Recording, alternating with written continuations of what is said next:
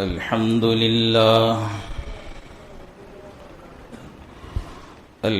لله نحمده ونستعينه ونستغفره ونؤمن به ونتوكل عليه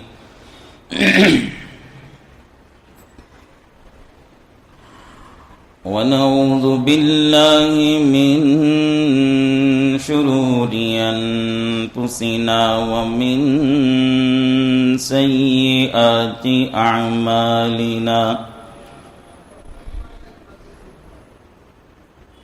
من يهده الله فلا مضل له ومن يضلله فلا هادي له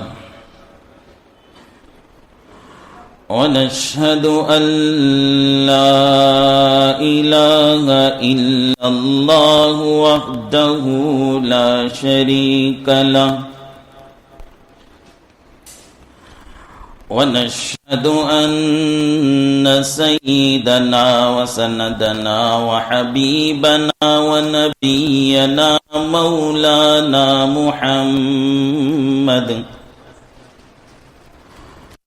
مولانا محمدا عبده ورسوله أرسله بالحق بشيرا ونذيرا وداعيا إلى الله بإذنه وسراجا منيرا وصلى الله على النبي وآله وأصحابه وبارك وسلم تسليما كثيرا كثيرا أما بعد فقد قال الله تبارك وتعالى في القرآن المجيد والفرقان الحميد أعوذ بالله من الشيطان الرجيم بسم الله الرحمن الرحيم لقد من الله على المؤمنين إذ بعث فيهم رسولا من أنفسهم يتلو عليهم آياته ويزكيهم ويعلمهم الكتاب والحكمة وإن كانوا من قبل لفي ضلال مبين آمنت بالله صدق الله مولانا العظيم وصدق رسوله النبي الكريم ونحن على ذلك من الشاهدين والشاكرين والحمد لله رب العالمين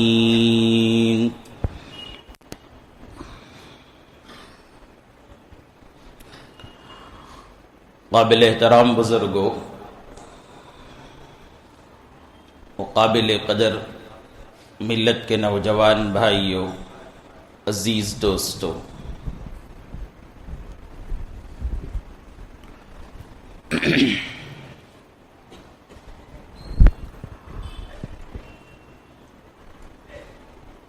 انسان اور انسانیت پر پروردگار رب العالمین کے جانب سے بے شمار نعمتیں نازل ہوئی ہیں۔ اللہ نے کسی نعمت کا احسان نہیں جتلایا۔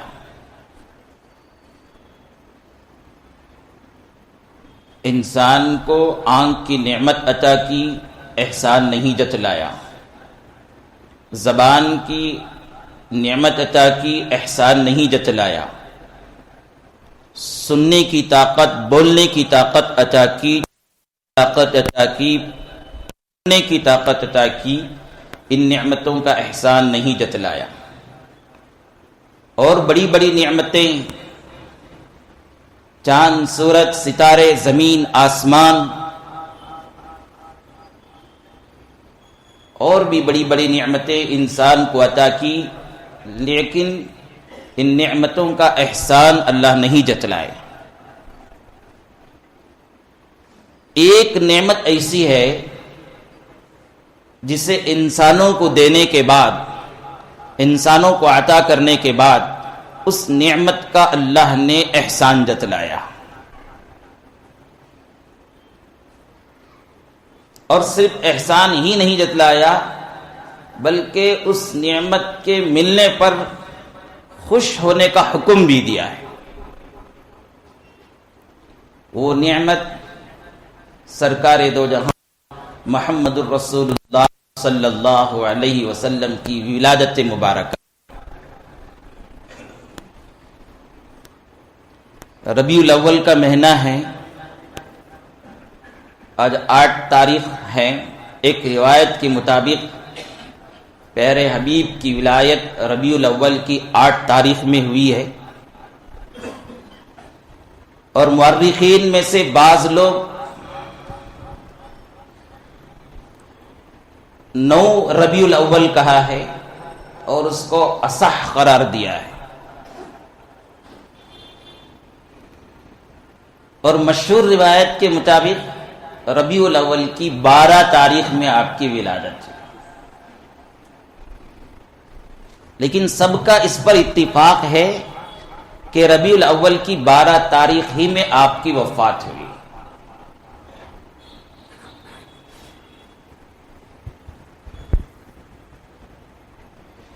اللہ نے اس نعمت کو عطا کرنے کے بعد فرمایا، لقد من اللہ علی المؤمنین اذ بعث فیہم رسولا من انفسہم یتلو علیہم آیاتہ ویزکیہم ویعلمہم الکتاب والحکمہ وان کانوا من قبل لفی ضلال مبین۔ ہم نے ایمان والوں پر احسان کیا، من کا لفظ استعمال ہوا ہے، ہم نے ایمان والوں پر احسان کیا کہ انہی میں سے، انہی کے جنس میں سے ایک رسول کو ان کے درمیان مبعوث فرمایا، یتلو علیہم آیاتی، وہ اللہ کی آیتوں کو ان پر تلاوت فرماتے ہیں، وَيُزَكِّيهِمْ، اور ان کو پاک کرتے ہیں، وَيُعَلِّمُهُمُ الْكِتَابَ وَالْحِكْمَةَ، اور کتاب اور حکمت کی باتوں کو سکھاتے ہیں۔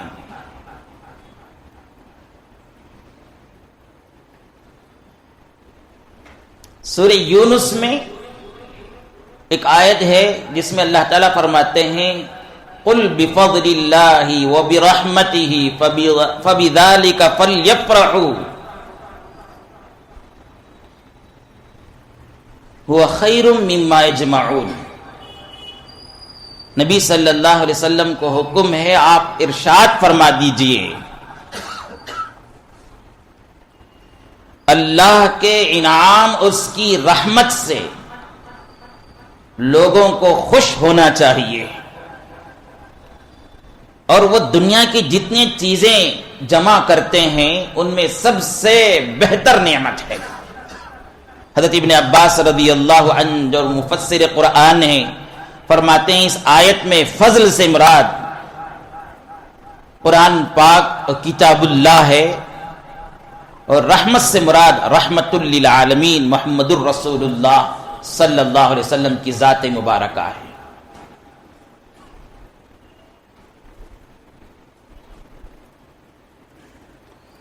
احسان بھی جتلایا گیا اس نعمت پر، اور خوش ہونے کا حکم بھی دیا گیا۔ اور ادھر جناب محمد الرسول اللہ صلی اللہ علیہ وسلم کا حال کیا تھا؟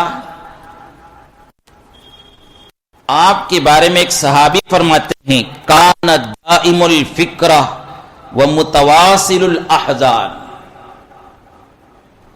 آپ علیہ الصلوۃ والسلام کا حال یہ تھا آپ ہمیشہ فکر مند رہتے تھے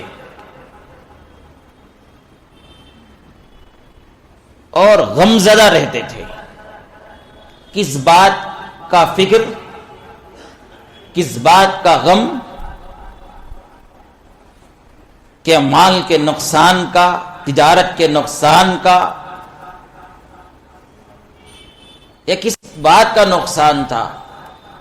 تو حدیث کے کتابوں کو، تاریخ کے کتابوں کو، سیرت کے کتابوں کو پڑھنے سے معلوم ہوتا ہے آپ کا یہ غم اس بات پر تھا کہ میری امت کس طرح جہنم کی آگ بچ کر جنت میں جانے والی ہو جائے. ایک لمبی طویل روایت ہے، میں آپ کو سناؤں. روایتوں میں آتا ہے ایک مرتبہ حضرت جبرائیل علیہ السلام رسول اللہ صلی اللہ علیہ وسلم کی خدمت میں حاضر ہوئے. رسول اللہ صلی اللہ علیہ وسلم نے دیکھا کہ حضرت جبرائیل غم زدہ ہیں، غم کے آثار نمایاں ہیں. رسول اللہ صلی اللہ علیہ وسلم نے پوچھا، جبرائیل کیا بات ہے؟ آپ غم زدہ معلوم ہوتے ہیں، غم کے آثار ظاہر ہو رہے ہیں. جبرائیل نے عرض کیا، اللہ کے محبوب، اللہ کے حکم سے جہنم کو دیکھنے کا، جہنم کے نظارہ کرنے کا موقع ملا، اور اللہ کے حکم سے میں جہنم کا نظارہ کیا. وہاں کے تکالیف، وہاں کے غم کی باتیں، وہاں کی پریشانیوں کو، وہاں کے دکھ اور درد کو دیکھ کر میری طبیعت پر اس کا اثر ہے. حضرت جناب محمد رسول اللہ صلی اللہ علیہ وسلم نے فرمایا، جبرائیل بیان کرو وہاں کا کیا حال ہے. حضرت جبرائیل نے عرض کیا، اے اللہ کے محبوب، جہنم کے 7 درجے ہیں. 7واں درجہ سب سے زیادہ سخت، سب سے زیادہ تکلیفوں والا ہے، اور اس میں آپ کی امت کے منافق ہوں گے. ان المنافقین فی الدرک الاسفل من النار. جہنم کے سب سے نچلے درجے میں منافق ہوں گے. منافق وہ آدمی ہے جو زبان سے تو کلمہ پڑھ لے، لیکن اندر جو ہے اس کے دل کے اندر ایمان نہیں اترا ہو.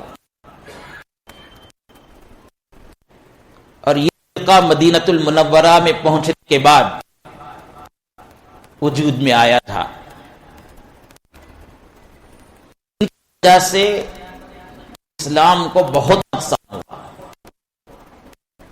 کیونکہ ایک دشمن ہوتا ہے جو کھلم کھلا، اسے نہیں سے ہم ہوشیار ہو جاتے ہیں، یہ دشمن ہے، اس سے بچ کر رہنا. اور ایک دشمن ہے جو دوست کی شکل میں ہو، اپنوں کی شکل میں ہو، ہمارے ساتھ لگا رہتا ہو. تو ایسے دشمن سے بچنا مشکل ہوتا ہے، اور ایسے دشمن سے کھلم کھلا دشمن سے زیادہ نقصان ہوتا ہے. تو اسلام کو بھی ان منافقین کے طرف سے بہت نقصان ہوا. اس وجہ سے اللہ رب العالمین بھی جہنم کے سب سے نچلے، جو سب سے زیادہ سخت، سب سے زیادہ بلاؤں والا، مصیبتوں والا درجہ ہے، 7واں درجہ، ان میں ان کا ٹھکانہ بنائے. اللہ حفاظت فرمائے. اس کے بعد حضرت جبرائیل نے عرض کیا، 6واں درجہ جہنم کا، جس میں مشرک لوگ ہوں گے، جو اللہ کے ساتھ مورتیوں کو، پتھروں کو شریک کرتے تھے اور اپنی زندگی میں مورتیوں کی پوجا کرتے تھے، پتھروں کی پوجا کرتے تھے، مورتیوں اور پتھروں کو، بتوں کو اپنا معبود سمجھتے تھے. یہ 6 درجے میں ہوں گے. پھر حضرت جبرائیل نے عرض کیا، 5واں درجہ جس میں چاند کے پجاریاں، سورج کے پجاری جو ان کو اپنا خدا مانتے تھے وہ اس میں ہوں گے۔ چوتھا درجہ آگ کے پجاری مجوسی ہوں گے۔ تیسرا درجہ جس میں یہودی ہوں گے۔ دوسرا درجہ جس میں عیسائی ہوں گے جو حضرت عیسیٰ علیہ السلام کو خدا مانتے تھے، ابن اللہ مانتے تھے۔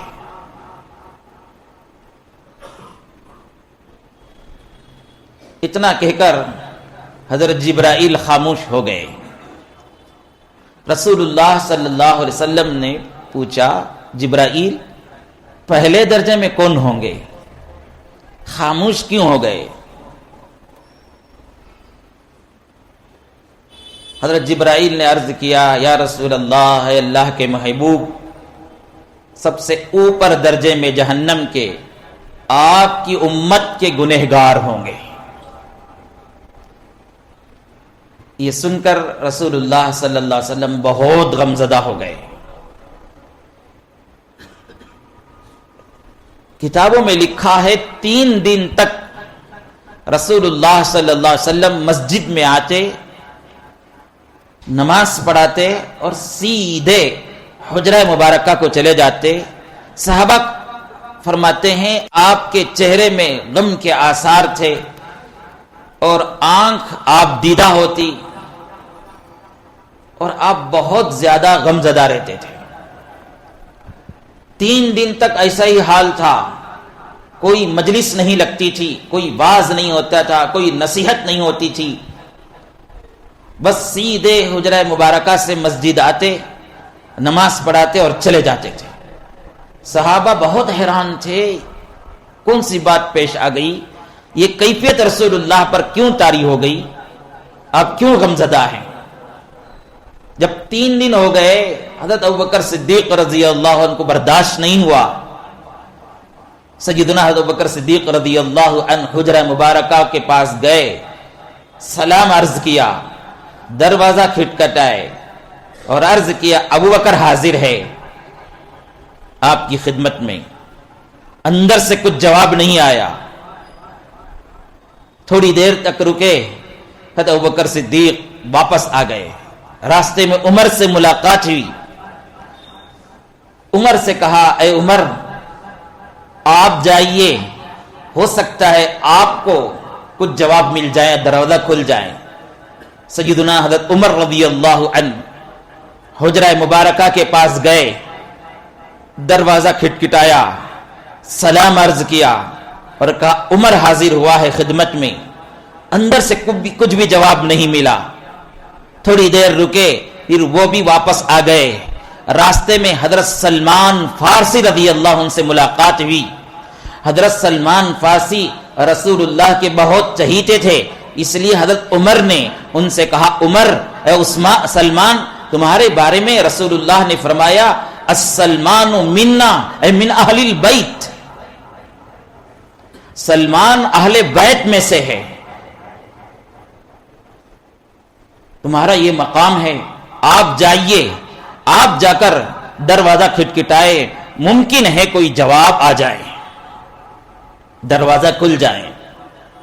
حضرت سلمان فارسی رضی اللہ عنہ حجرہ مبارکہ کو پہنچے، دروازہ کھٹکھٹایا، سلام عرض کیا اور کہا، سلمان حاضر ہوا ہے۔ اندر سے کچھ بھی جواب نہیں ملا، واپس آ گئے۔ بات طے ہوئی، علی سے عرض کرنا چاہیے، علی کو یہ بات کہنا چاہیے کہ آپ وہاں پر پہنچیں۔ حضرت علی رضی اللہ عنہ سے لوگوں نے کہا، آپ گھر کے آدمی ہیں، خاندان کے آدمی ہیں، آپ چچا زاد بھائی ہیں، آپ داماد ہیں، آپ پہنچیے، آپ جا کر دروازہ کھٹکھٹائیے، ہو سکتا ہے دروازہ کھل جائے۔ حضرت علی رضی اللہ عنہ نے سوچا، ابوبکر گئے، دروازہ نہیں کھلا، عمر گئے، دروازہ نہیں کھلا، میں گیا تو بھی نہیں کھلے گا۔ اس لیے انہوں نے ایک تجویز سوچی کہ میرے جانے کے بجائے میں جا کر فاطمہ سے عرض کروں۔ فاطمہ رسول اللہ صلی اللہ علیہ وسلم کے لقطے جگر تھی، بیٹی تھی، اس لیے سوچا فاطمہ سے جا کر میں کہوں. گھر واپس آئے، فاطمہ رضی اللہ عنہا سے کہا آپ کے والد محمد الرسول اللہ صلی اللہ علیہ وسلم پر 3 دن سے کیفیت طاری ہے کہ وہ مسجد آتے ہیں، نماز پڑھاتے ہیں اور سیدھے گھر چلے جاتے ہیں. کسی سے کوئی بات نہیں ہے، کوئی مجلس نہیں لگ رہی ہے، کوئی واز نہیں ہو رہا ہے، کوئی نصیحت نہیں ہو رہی ہے. آپ کے چہرے پر غم کے آثار نمایاں ہیں اور آنکھ آپ دیدہ ہیں، اس لیے آپ گھر جائیے اور حالات معلوم کیجئے.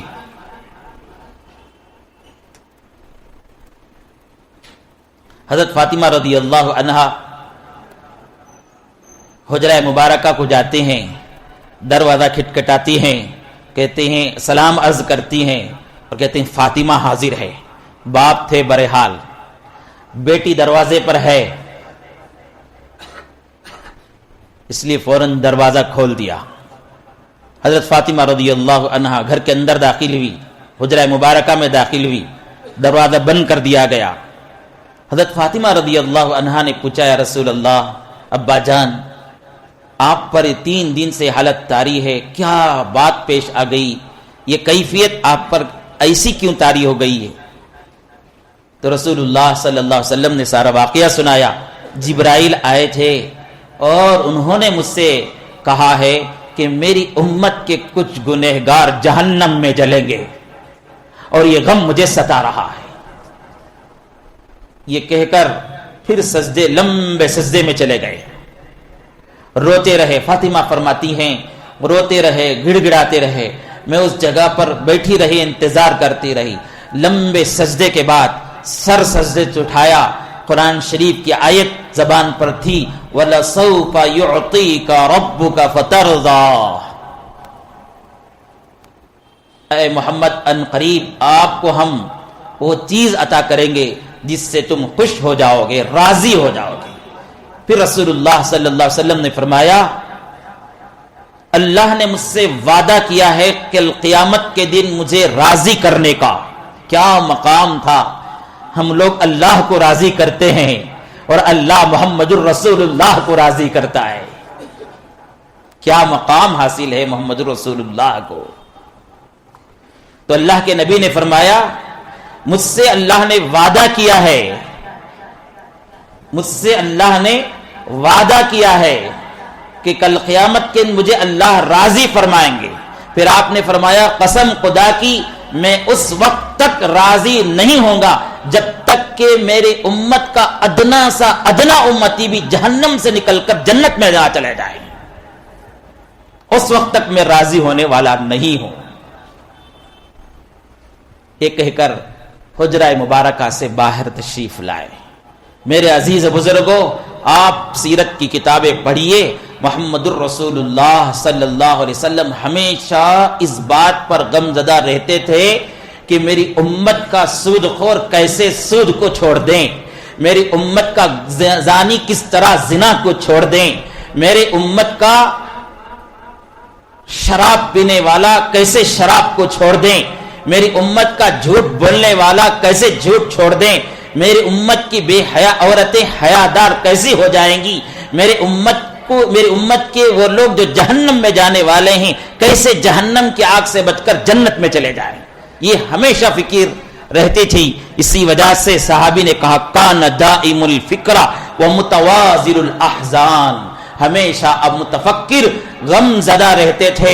غم دنیا کا نہیں تھا، غم تجارت کے نقصان کا نہیں تھا، غم کسی بیماری کا نہیں تھا، غم کسی مال کے ختم ہو جانے کا نہیں تھا، غم کسی کے مر جانے کا نہیں تھا. غم اس بات کا تھا کہ میں اور آپ کس طرح جہنم کی آگ سے نکل کر جنت میں چلے جانے والے ہو جائیں.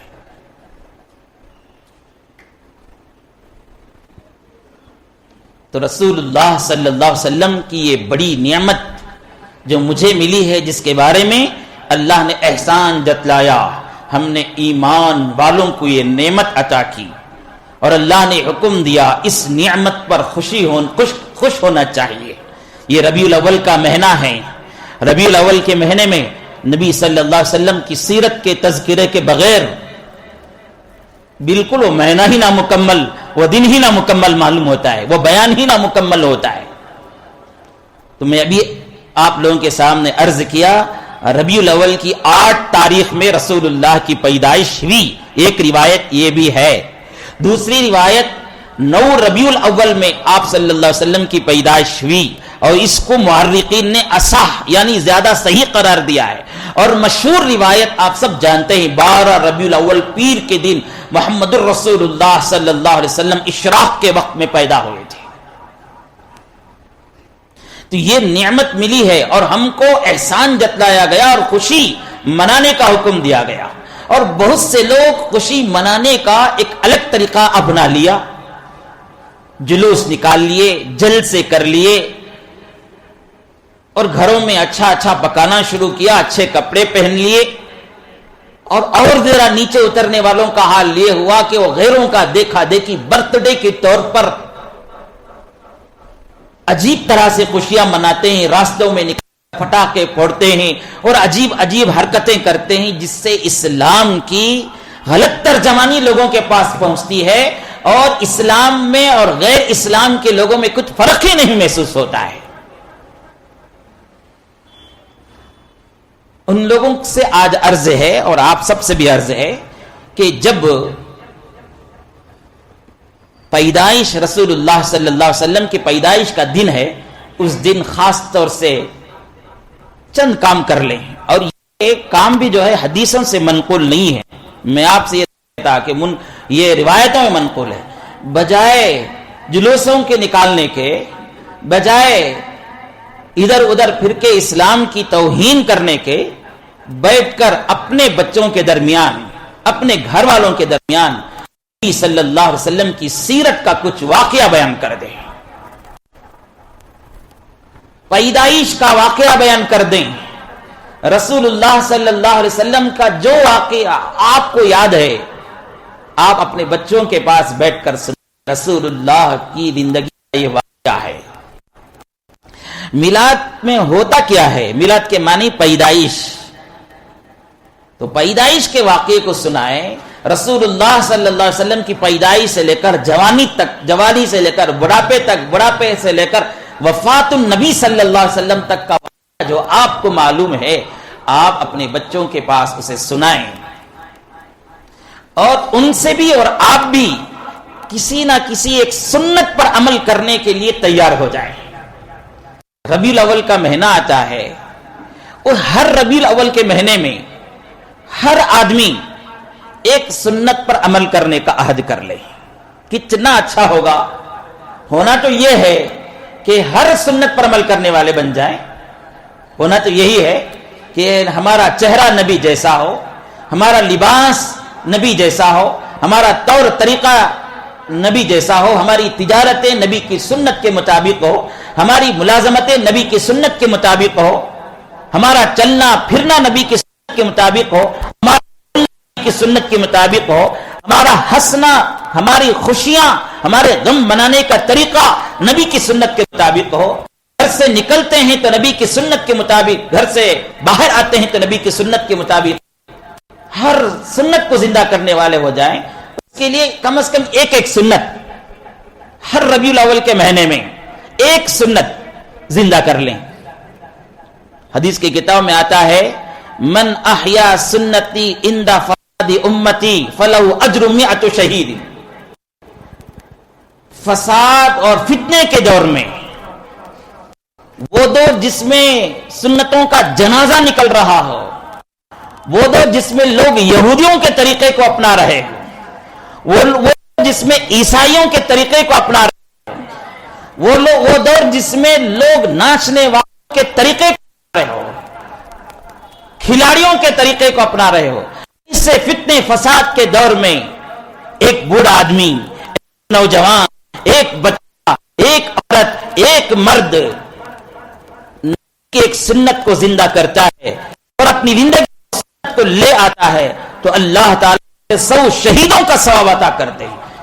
ایک شہید کا مرتبہ کتنا بڑا معلوم آپ کو، اتنا بڑا ہے کہ وہ شہادت کا مقام پاتے وقت اس کا خون کا قطرہ زمین میں گرنے سے پہلے اللہ تعالیٰ اس کی مغفرت فرما دیتے ہیں. شہید کا اتنا بڑا مقام ہے. حضرت جناب محمد رسول اللہ صلی اللہ علیہ وسلم نے فرمایا, رسول اللہ صلی اللہ علیہ وسلم تمنا فرمایا کرتے ہیں, اللہ مجھے شہادت عطا فرما. جنتی لوگ جنت میں چلے جائیں گے, جہنمی لوگ جہنم میں چلے جائیں گے. جنتی لوگ اللہ تعالیٰ سے تمنا کریں گے, یا اللہ دنیا میں ہمیں دوبارہ بھیج دیجئے, ہم تیرے راستے میں شہید ہو کر جنت میں داخل ہو جاتے ہیں. اتنا بڑا مقام ہے ایک سنت کو کرنے کا. فتنے کا دور ہے, فساد کا دور ہے. اس فتنے اور فساد کے دور ایک ایک سنت زندہ کرنے والے بن جاؤ. ایک ایک سنت. آپ بہت سی سنتیں ایسی ہوتی ہیں جو آپ کو دشوار معلوم ہوتی ہے, عادت نہ ہونے کی وجہ سے, تعلیم نہ ہونے کی وجہ سے, ماحول نہ ہونے کی وجہ سے. آپ ماحول سے متاثر نہ ہو, نبی صلی اللہ علیہ وسلم کی سیرت سے متاثر ہو. یہ ایک سنت نبی کا چہرہ جیسا تھا چہرہ بنانے والے, نبی کا جیسا چہرہ تھا ویسا چہرہ بنا. چہرے پر داڑھی کی سنت کو زندہ کر لو. یہ نبی کے چہرے کی پہچان ہے, یہ نبی کے چہرے کی پہچان ہے. نبی صلی اللہ علیہ وسلم زندگی ایک مشت داڑھی رکھا ہے, ایک مشت داڑھی رکھا ہے. نبی سے محبت ہے, عقیدت ہے, عشق ہے. کہاں سے ظاہر ہو رہا ہے؟ نبی کی سنت کا عشق کس سے ظاہر ہو رہا ہے؟ کیا تمہاری تجارتوں میں سنت ظاہر ہو رہی ہے؟ تمہاری ملازمت میں, تمہارے لباس میں, تمہارے چہرے میں کہاں ہے نبی کی سنت؟ کس میں ظاہر ہو رہی ہے؟ عمر 70 سال ہو گئی ہے, عمر 60 سال ہو گئی ہے, عمر 50 سال ہو گئی ہے, عمر 25 سال ہو گئی ہے, آج تک چہرہ یہودیوں جیسا ہے. معاف کیجئے گا مجھے, یہودیوں جیسا ہے. اب اگر وفات ہو گئی, لوگ آپ کے کفن کو کھول کر دیکھیں گے تو اس چہرے کو دیکھ کر اللہ کے چہرہ انسان کو یاد نہیں آئے گا تو فرشتے کو کہاں سے یاد آئے گا؟ میرے عزیز بزرگوں, آئندہ سال تک ہم زندہ رہیں گے کہ نہیں رہیں گے معلوم نہیں. اس مجلس میں ربیع الاول کے اس مہینے میلاد نبی صلی اللہ علیہ وسلم کے موقع پر نبی کی محبت میں آ کر, نبی کے عشق میں آ کر نبی جیسا چہرہ بنانے کا کر لیں گے انشاءاللہ.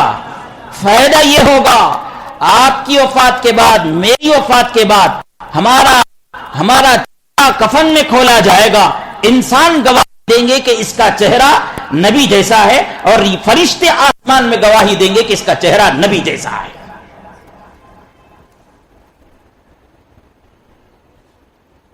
کل قیامت کے دن نبی کے دربار میں پہنچیں, نبی صلی اللہ علیہ وسلم اس کے چہرے کو دیکھ خوش ہو جائیں گے کہ کچھ نہیں لایا تو نہیں لایا, کم از کم چہرہ تو میرا لے کر آیا ہے. ارے ہمارا بیٹا تھوڑا ہماری نقل کرتا ہے, ہمارا شاگرد ہماری نقل کرتا ہے, ہمارا ملازم ذرا ہمارا جیسا اسٹائل اپناتا ہے, خوش ہوتے کہ نہیں ہوتے؟ 3 بیٹے ہیں, 4 بیٹے ہیں آپ کے, ان میں سے ایک بیٹا جو ہے فلاں کا طریقہ فلاں کا جیسا یہ طریقہ اپناتا ہے, اور ایک بیٹا ہے جو صرف آپ کو دیکھ کر آپ جیسا بات کرنے کی کوشش کرتا ہے, اور آپ کے جیسا چہرہ بناتا ہے, آپ کے جیسا نقل کرتا ہے, آپ کے جیسا بولتا ہے, آپ کا تو ذرا عجیب محبت اس سے ہوتی ہے کہ نہیں ہوتی ہے؟ میں کیا تو الگ بول رہا ہوں, نہیں ہوتی ہے. اسے دیکھتے مجھے ایک عجیب طرح کے دل میں مسرت ہوتی ہے, سے میرے سکت ہے نہیں, بولتا سیم میرے سکت چلتا, ایک عجیب خوشی ہوتی ہے. نبی محمد رسول اللہ صلی اللہ علیہ وسلم کا چہرہ بنائیں گے, آپ کا طریقہ, آپ کی سنت اپنائیں گے تو کیا نبی کی خوشی نہیں ہوگی؟ ارے کتابوں میں تو اتنا لکھا ہے کہ ایک آدمی پیسہ خرچ کر کے مدینہ منورہ پہنچے, وہاں پہنچ کر مزار اطہر پر کھڑے ہو کر درود و سلام پڑھتا ہے, نبی صلی اللہ علیہ وسلم اس آدمی کو سلام کا جواب دیتے ہیں جس کا چہرہ نبی جیسا ہوتا ہے، اور جو یہودیوں والا چہرہ لے کر، عیسائیوں والا چہرہ لے کر محمد الرسول اللہ کی خدمت میں پہنچتا ہے اور سلام پہنچاتا ہے تو آپ چہرہ اس کی طرف سے پھیر لیتے ہیں۔ تو اب کل قیامت کے نفسی کا عالم ہوگا، محمد الرسول اللہ کی شفاعت سے جنت ملے گی، محمد الرسول اللہ کی شفاعت سے جہنم کے آگ سے آدمی بچے گا، تو اس وقت یہودیوں والا چہرہ لے کر محمد الرسول اللہ کے سامنے حاضر ہوں گے تو کیا شفاعت کی امید ہو سکتی ہے؟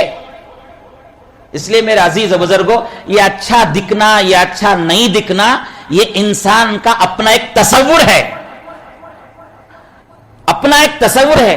ان کو دیکھ لو، اب یہ نوجوان بچوں کو کیسا بال کا اسٹائل بنا رہے ہیں، ان کے بالوں کا اسٹائل کو جا کر دیکھ لو، ذرا سی بھی اچھا دکھتا کیا؟ یہاں سر میں بیچ میں بال، سائیڈوں میں سب نکال دیا، گدھے کے اوپر جو بال ہوتا نا، اس کے گھوڑے کے اوپر جو گردن میں بال ہوتا نا، ویسا اس کے سر کے اوپر دکھتا۔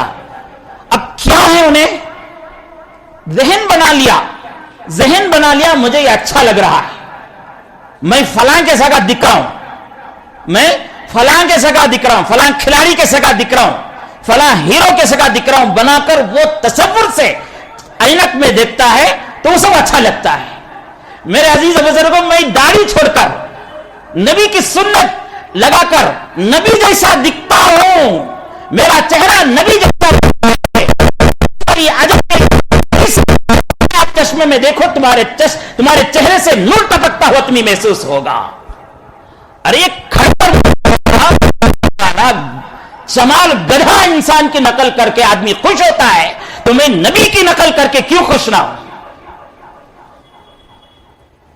نبی کے نقل پر اجر ملتا ہے۔ تو بہرحال میں عرض کر رہا تھا آپ حضرات کے سامنے، ربیع الاول کا مہینہ آیا ہے، ایک سنت زندہ کرنے کی نیت کر لو، چھوٹی چھوٹی سنت۔ پہلے مسجد میں عائشہ داخل ہو جاتے تھے، اب ایک نیت کر لو کہ مسجد میں داخل ہوتے وقت درود شریف پڑھ کر، مسجد کی دعا پڑھ کر، مسجد میں داخل ہونے کی دعا پڑھ کر داخل ہوں گا۔ آج سے میں اسے شروع کروں گا، یہ آسان ہے سب کو بھی۔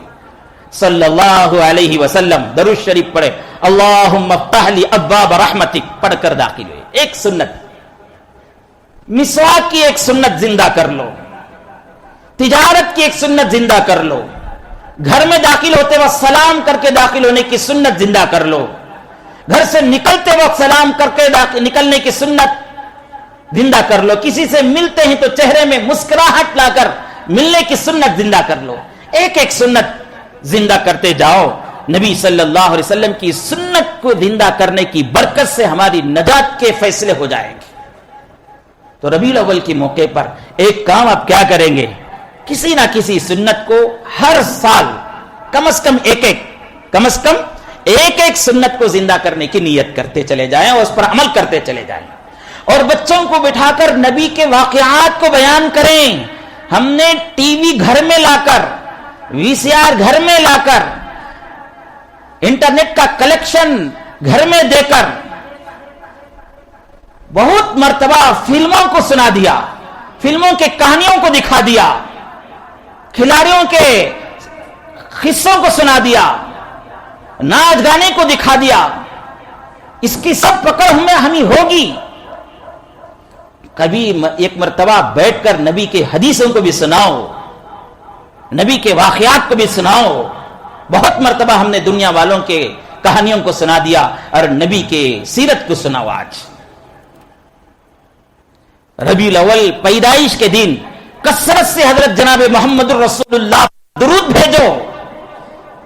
کتنے لوگ ایسے ہیں جن کا حال یہ ہوگا، دن دن گزر جاتا ہے، ہفتہ ہفتہ گزر جاتا ہے، ایک 10 مرتبہ نبی صلی اللہ علیہ وسلم پر درود نہیں پڑھتے، جبکہ حدیث کی کتاب آتا ہے کے دن خاص طور سے، جمعے کے دن خاص طور سے حضرت انس رضی اللہ عنہ فرماتے ہیں 100 مرتبہ درود شریف پڑھو، خاص کر جمعے کے دن 100 مرتبہ درود شریف پڑھو، اللہ تعالیٰ اس کی 100 حاجتیں پوری کرتے ہیں۔ کیا کرتے ہیں؟ 100 حاجتیں پوری کرتے ہیں۔ ان میں سے 30 حاجتیں دنیا کی ہوتی ہیں، حاجتیں دنیا کی ہوتی ہیں، اور 70 حاجتیں قبر کی اور آخرت کی ہوتی ہیں۔ ہم میں سے ہر ایک آدمی حاجت مند ہے بھائی، بیماری کی دور کرنے کی حاجت ہمارے پاس، تجارت میں برکت کی حاجت ہمارے لیے، گھروں میں بچوں کی شادی نہیں ہو رہی ہے وہ حاجت، مختلف قرض پڑا ہوا ہے، مکان نہیں ہے، ضرورتیں نہیں پوری ہو رہی، بہت سے حاجتیں ہمارے ساتھ لگی ہوئی ہیں۔ حضرت انس رضی اللہ عنہ فرماتے ہیں حضرت جناب محمد رسول اللہ صلی اللہ علیہ وسلم نے فرمایا جمعے کے دن 100 مرتبہ درود شریف، کتنی دیر لگے گا بیٹھ کر آپ کبھی پڑھو، 7 منٹ سے 8 منٹ تک، زیادہ بولے تو 10 منٹ لگے گا آپ کو، اطمینان سے پڑھیں گے تو وہ بھی کیا 10 حرم میں ہفتے میں 8 دن ایک مرتبہ 10 منٹ نبی کی محبت میں بیٹھ کر درود شریف 100 مرتبہ نہیں پڑھ سکتے؟ جی بولو، پڑھ سکتے کہ نہیں پڑھ سکتے؟ پڑھ سکتے ہیں تو آج جمعہ ہے، آج ہی سے اس عمل کو شروع کر لیجئے، ہر جمعہ درود شریف پڑھیے۔ آپ آج شروع کریں گے، اپنے گھر میں اپنے بیوی سے جا کر کہو، اپنے بچوں سے کہو، گھر میں رہنے والوں سے کہو، کم از کم ہر دن نہیں ہوتا ہے، ہر دن ہونا چاہیے، ہر دن ہونا چاہیے، 100 مرتبہ درود شریف پڑھتے رہیں، چلتے چلتے، پھرتے پھرتے، کاروبار کرتے کرتے، سفر کرتے کرتے، گاڑی چلاتے چلاتے، ملازمت کو جاتے جاتے، بازار سے آتے آتے، بازار کو جاتے جاتے، زبان میں درود شریف پڑھتے رہیے 100 مرتبہ ہو جائے گا۔ نہیں تو کم از کم جمعے کے دن بیٹھ کر ہر جمعہ 100 مرتبہ درود شریف پورے گھر والے پڑھنا، بیوی پڑھنا، بچے بھی پڑھنا، خود بھی پڑھنا، پڑھیں گے انشاءاللہ۔ دیکھو اللہ کیسی برکتیں نازل کرتے ہیں۔ حضرت انس ہی فرماتے ہیں اگر کوئی آدمی 10 مرتبہ، 1 مرتبہ درود شریف پڑھتا ہے نبی صلی اللہ علیہ وسلم، تو رسول اللہ صلی اللہ علیہ وسلم نے فرمایا صلی علیہ صلاۃ صلوات خطت عنہ 10 خطیئات ورفعت 10 درجات۔ ایک آدمی کوئی 1 مرتبہ محمد رسول اللہ پر درود شریف پڑھتا ہے تو اللہ تعالیٰ 10 مرتبہ اس پر رحمتیں نازل کرتے ہیں۔ رحمت کا مطلب سمجھتے ہو؟ رحمت مطلب یہ ہے اللہ تعالیٰ کسی پر رحمت نازل کرتے ہیں، اس کے مسئلے پورے حل ہو جاتے ہیں، اس کے دنیا کے مسئلے حل، اس کے آخرت کے مسئلے حل، اس کے قبر کے مسئلے حل، اس کے دکان کے مسئلے حل۔ ارے دنیا کا معمولی آدمی ذرا ہمیں رحم کی نظر سے دیکھتا ہے تو ہمارے کتنے مسئلے حل ہو جاتے ہیں۔ جو ذرا دنیا میں عہدیدار ہے تو پروردگار رب العالمین بادشاہوں کا بادشاہ، سلطانوں کا سلطان ہے کہ تم میرے نبی پر 1 مرتبہ درود پڑھو، میں 10 کرتا ہوں اور 10 گناہ کو معاف کرتا ہوں اور 10 کرتا ہوں۔ تو کثرت سے درود شریف پڑھیے۔ ربیع الاول کا مہینہ ہے، اب تک ہم کو درود شریف پڑھنے کا معمول نہیں تھا۔ ربیع الاول کے مہینے سے 8 تاریخ ہو گئے، اس کے بھی 8 دن گزر گئے، تو 25 کے دن سے آپ شروع کیجئے کہ محمد رسول اللہ پر کثرت سے درود شریف پڑھنے کا معمول، کثرت سے درود شریف پڑھنے کا معمول۔ حدیث کی کتاب میں آتا ہے حضرت جناب محمد رسول اللہ صلی اللہ علیہ وسلم کی عادت مبارکہ تھی، دنیا میں کوئی آدمی کوئی ہدیہ آپ صلی اللہ علیہ وسلم کو بھیجتا یا لے جا کر آپ کی خدمت میں دیتا تو آپ صلی اللہ علیہ وسلم کی عادت یہ تھی کہ آپ اس ہدیہ دینے والے کو اسی وقت یا بعد میں اس سے بہتر چیز اسے ہدیے کے طور پر دیتے تھے۔ یہ آپ کی عادت تھی۔ اس وجہ سے بزرگوں نے کہا کوئی آدمی کوئی تکلیف میں مبتلا ہے، کوئی پریشانی میں مبتلا ہے، تجارت میں بے برکتی کے لعنت میں مبتلا ہے، یا کوئی آدمی بے روزگار ہے، یا گھر میں جھگڑوں کی وجہ سے غمزدہ ہے، یا گھر میں بچیوں کی شادی نہ ہونے کی وجہ سے پریشان ہے، یا گھر میں بیماریوں کی وجہ سے پریشان ہے، تکلیف میں مبتلا ہے، تو بزرگوں نے کہا کہ ایسے آدمی کو چاہیے ایسے غم کے موقع پر، ایسے تکلیف کے موقع پر کثرت سے درود شریف پڑھیں۔ کیوں؟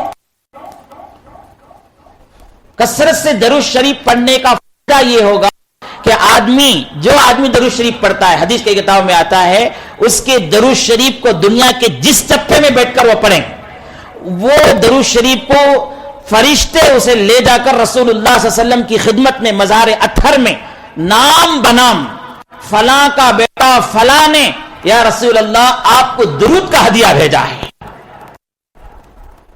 تو رسول اللہ صلی اللہ علیہ وسلم کی عادت کیا تھی؟ ہدیہ بھیجنے والوں کو ہدیہ دینے کی تھی۔ تو اب دنیا میں ہدیہ بھیجنا تو ممکن نہیں ہے، تو آپ ضرور اپنی قبر میں اللہ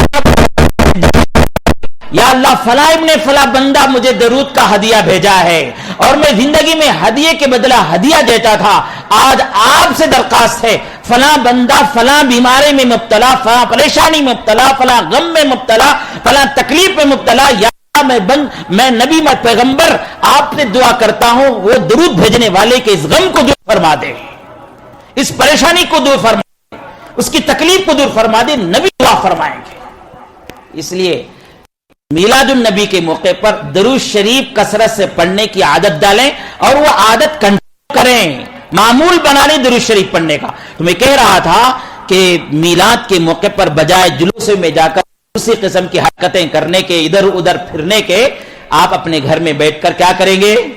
اپنے بچوں کو نبی کے واقعات کو سنائیں گے، بچوں کو درود شریف پڑھائیں گے، اور آپ جو ہے سیرت اپنی زندگی میں کسی نہ کسی سنت کو زندہ کرنے کا عہد کر کے سنت پر عمل کرنے ہو جائیں گے۔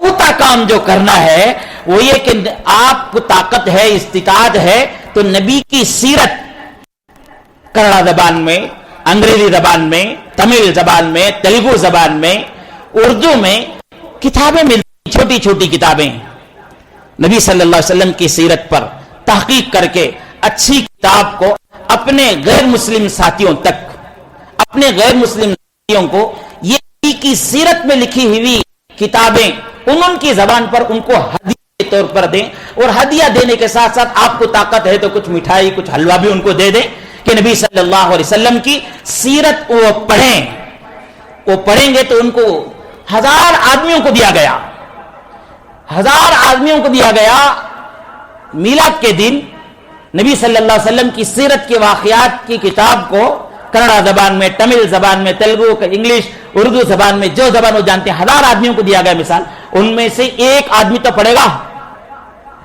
ایک آدمی تو پڑھ لیا، ایک آدمی کے دل میں محمد الرسول اللہ کی محبت پیدا ہو گئی اور وہ اسلام کو سمجھ گیا اور اس کی وجہ سے اسلام کو قبول کر لیا، تو کتنا بڑا فائدہ ہو جائے گا۔ یہ کام کیجئے، میلاد کے دن نبی صلی اللہ علیہ وسلم کے سنت پر عمل کرو، نبی پر درود شریف پڑھو، بچوں کو نبی کے واقعات کو سناؤ، نبی کی یہ سیرت کی کتابیں جو مختلف زبانوں ملتے ہیں، مختلف جانکاری رکھنے لوگوں کے پاس پہنچ کر اپنے کالج کا ساتھی، اپنی اسکول کا ساتھی، اپنی ملازمت کا ساتھی، تجارت کا پارٹنر، اپنا پڑوسی، کسی نہ کسی میں آپ جو غیر مسلموں سے ملتے ہیں ان کو ایک مرتبہ تو کم از کم دو نبی صلی اللہ علیہ وسلم کی سیرت کی کتابیں وہ پڑھے گا، وہ سمجھے گا۔ انشاءاللہ ہمارے ساتھ جو دشمنی ہو رہی ہے، ہمارے ساتھ جو تعصب برتا جاتا ہے، اس میں کمی آئے گی اور سب سے بڑا فائدہ ہوگا کہ نبی کی سیرت عام ہوگی۔ دعا فرمائیے اللہ رب العالمین جو کچھ کہا ہے ہم سب کو، جو کچھ سنا گیا ہم سب کو اس پر عمل کی توفیق نصیب فرمائے۔ سبحان اللہ بحمدہ، سبحانک اللہم بحمدک، واشہد ان لا الہ الا انت، استغفرک واتوب الیک۔ سبحان رب